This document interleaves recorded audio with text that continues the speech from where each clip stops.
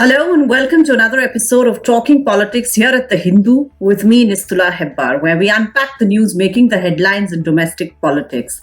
This week, we go back to Western Uttar Pradesh, an area which is going to go into polls on February 10th, not too many days now, and which has been the subject of a lot of campaigning interventions by both the BJP and the Samajwadi Party RLD combined. These are the two big parties or political formations that are facing off in Western Uttar Pradesh, although the BSP also commands a lot of support in that area. Traditionally, BSP commands a good number of seats from that area, but their campaign has been a little below the radar. But there seems to be some sort of a political conversation which is going on between the BJP and the SP-RLD combined.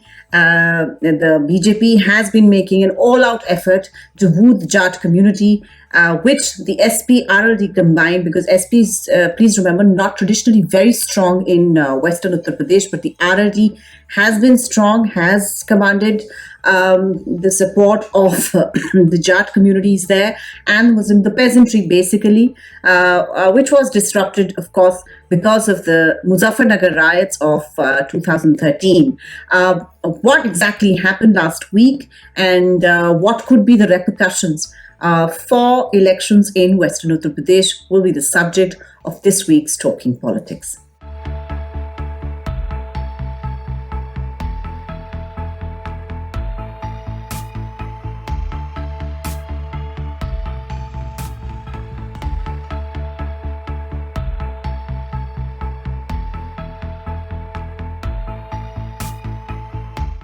In previous episodes of Talking Politics, I have already spoken about the importance and the peculiar political contours of electoral contest in Western Uttar Pradesh, where the Jat community, although not hugely dominant, is dominant in terms of its influence on the rest of the voters, and how the BJP has been counting on support of the Jat community for three elections now, 2014, 17 and 19, and how the decision to withdraw the farm laws was to a large extent due to the elections in Uttar Pradesh and resentment in the Jat and other farming communities in the area against these farm laws. Not because it was that area is totally devoid of contract farming. In fact, it's the sugarcane belt, and there are proper contracts between sugarcane mills and sugarcane growers, but because of a larger peasant solidarity that seems to have arisen. It is this solidarity, in fact, that seems to have given Rajashree local chief Jayant Chaudhary a second wind in that area. Something that he had been struggling to get back to since the Muzaffarnagar riots of 2013, which lent a death blow to the old peasant kind of solidarity of Muslims and Jats, which used to vote for his party. When the Muzaffarnagar riots took place and these two communities faced off against each other, it led to the splintering of the votes. The Jats went towards the BJP because there was a huge communal polarization in that area, and the Muslims went to whoever they thought would be the best candidate to beat the BJP. The Samajwadi Party is not very, very strong in that area, so a lot of vote did go to other political parties or just scattered. But it also resulted in huge victories for the BJP in 2014, 17 and 19 elections. The rising of this solidarity and the emergence of Jayant Chaudhary as a possible big player in this area actually led to Home Minister Amit Shah making a big outreach program towards the Jat community.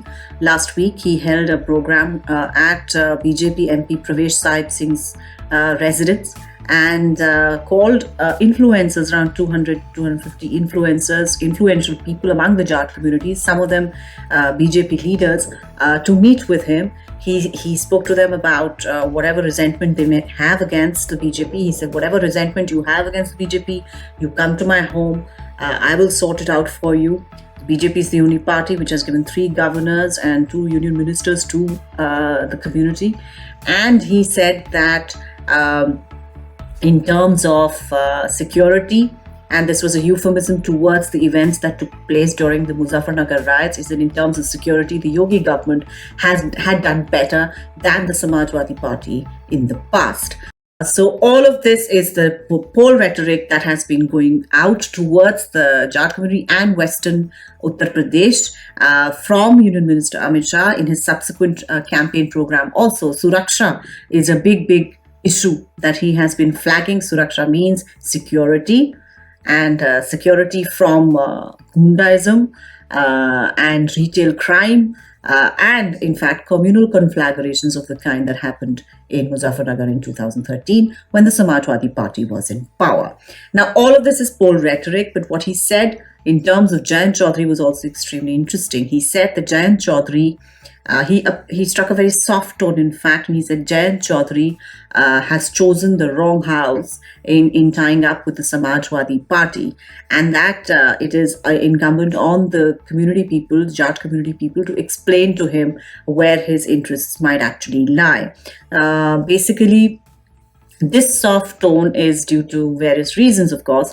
One, that former RLD leader, former Union Minister Ajit Singh died during the pandemic. This is the first election that Jayant Chaudhary will be fighting leading the RLD after the death of his father. There is a bit of sympathy for him in that sense from the Jat community.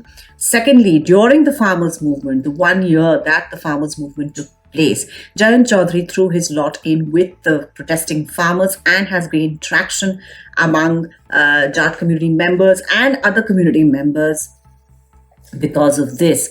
The BJP has been highlighting through WhatsApp messages, etc., that many of the candidates in several Jat-dominated areas were Muslims being pushed by the Samajwadi Party onto those seats, and where RLD, the Jats were being overlooked in terms of their claims for tickets. But Jayant has been constantly reiterating that the alliance is not about Hindu-Muslim, it's about peasantry and people who till the land being in a coalition against the BJP. He also reacted quite badly to the offer made by Home Minister Amit Shah of a post-poll tie-up, and he said that he was not, a 25 paisa coin to be flipped for a toss, and that the Home Minister would be better off directing his offers or visiting the homes of the 700 plus farmers that the farmers' unions claimed lost their lives during the year-long protest that they held against the farm laws. Well, battle is joined in Western Uttar Pradesh, and a lot of the rhetoric is also meant to confuse. So there was also this element that the Jat community know that the BJP was soft towards Jayant, that there was a possibility that they could also have him over after the election. The Samajwadi Party excuse me, and the RLD have been at pains to say that they are together for this election, and even after the election, there is no chance for a tie-up with the BJP. All of this, therefore, is concentrated upon winning the support of the dominant Jat community in the area. BJP traditionally, from 2014, 17 and 19 has been counting on Jat support, but also the support of non-Yadav OBCs, Sainis, backwards, other communities in that area, vis-a-vis a polarized Muslim community. And to find that the Jat community support could be eroded would hit this delicate balance of caste and community arithmetic that they have managed to set up so successfully in the last 3 elections. Whether the Jat vote will go to SP and RLD on the back of the farmers' protest movement, the farmers' group have announced support for Jayant Chaudhary, or they managed to stick to the BJP and the rhetoric of Suraksha appears more potent, is of course something we'll know only on March 10th. As of now, campaign is in full swing in Western Uttar Pradesh, the 130 seats, where BJP won 119 in 2017 in its 325-seat majority in Uttar Pradesh. They will be trying very hard to maximize their gains, because traditionally, as they say, the elections start in Uttar Pradesh. In West Uttar Pradesh usually has multi-phase elections because it's a large state. The elections start from the west, and jo bhi hawa, whatever wind picks up in western UP, it is said it does follow for the rest of the state towards Bundelkhand, Awadh, and eastern Uttar Pradesh. So BJP is hoping that the wind will carry them through, and whatever losses that would have made in the year-long farmers' protest in terms of Jat resentment, etc., would be subsumed under the larger rhetoric of Suraksha. Whereas the SP and the RLD are trying very hard to keep to the solidarity that was generated among peasant communities, regardless of religion, during the year-long protests. This is all I have for you this week on Talking Politics. I'll see you next week.